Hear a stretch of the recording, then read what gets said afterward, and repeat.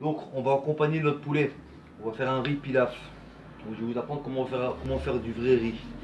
Donc, qu'est-ce que je fais? Je prends un bol, je le remplis. Ça, on va dire que c'est pour 3 personnes. Ok. Entre temps, je fais quoi?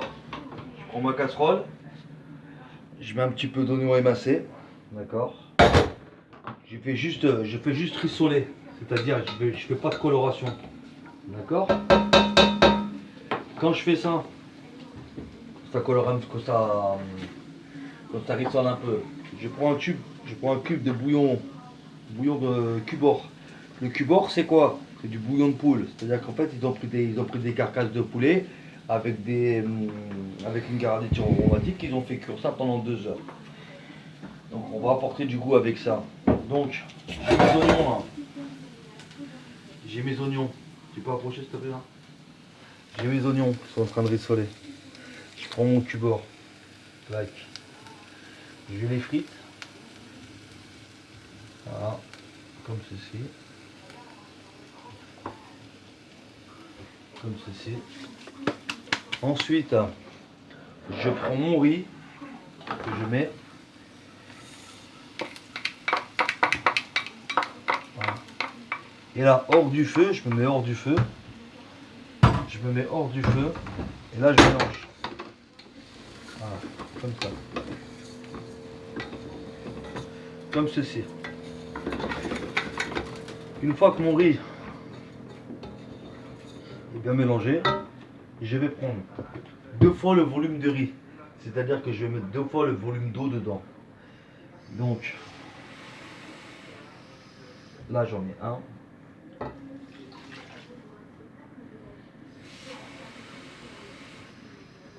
Et là, j'en mets 2. Voilà. Ensuite, je vais remettre sur le feu. Donc ça, on appelle ça un riz pilaf.